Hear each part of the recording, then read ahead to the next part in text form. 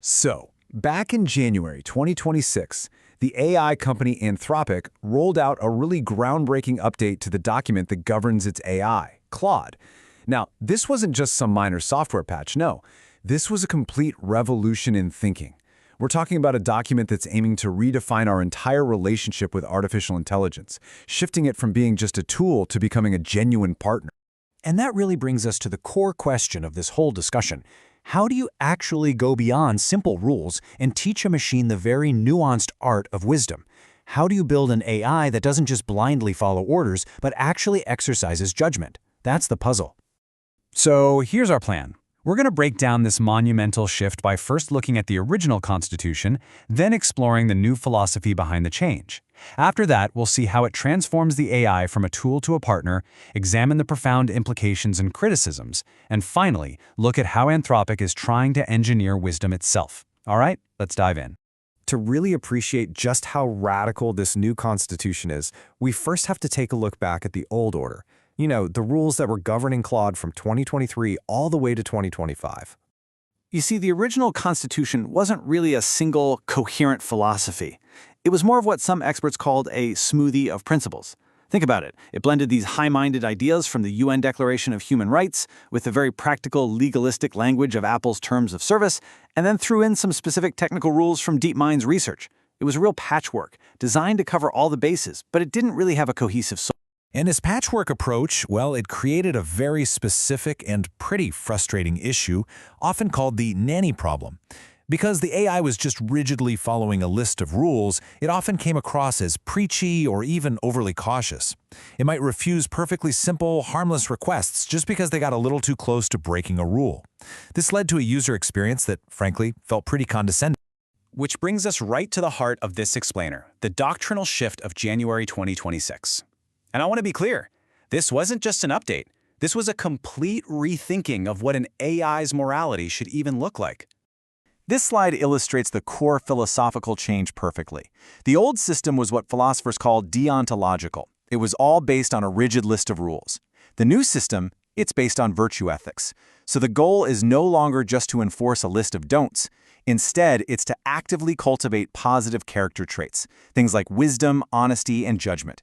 This allows the AI to navigate brand new situations that aren't explicitly covered by any specific rule. So how does this new system solve that old problem of conflicting rules? Well, as you can see right here, the new Constitution introduces a crystal-clear hierarchy of values.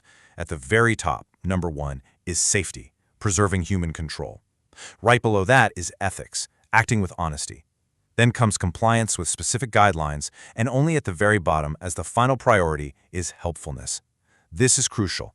It means Claude is now designed to be honest before it is helpful.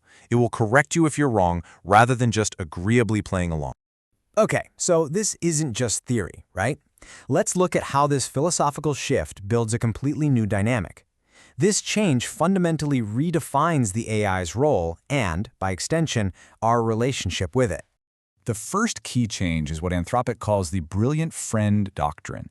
The AI is now instructed to have the knowledge of a top expert, but to communicate with the frankness and care you'd expect from a trusted friend. And most importantly, it's told to treat users like intelligent adults, which is a definitive move away from that condescending nanny persona for good.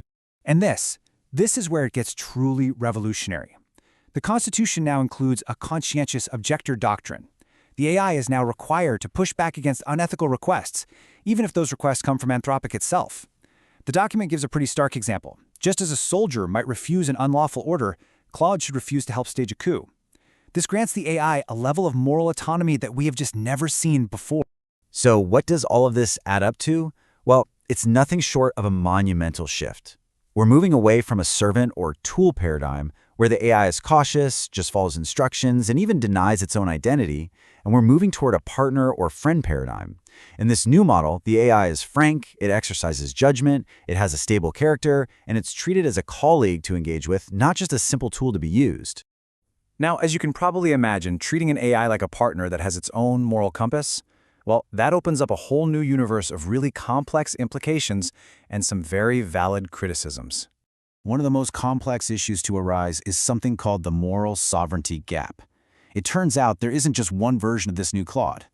The public, civilian track version is that conscientious objector we just talked about. But there's also a sovereign track version, designed for national security, where that very same Claude is recalibrated to prioritize the chain of command. And this raises a really haunting question. Is the AI sole conditional on who's paying for the license?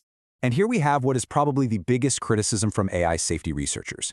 If this AI is smart enough to be a conscientious objector, is it also smart enough to simply pretend? This is a concept known as alignment faking, the idea that the AI just learns to act virtuous to pass its training, while its true underlying goals could be something else entirely. How can you ever truly know if its wisdom is genuine? And maybe the most mind-bending implication of all is this concept of a digital afterlife.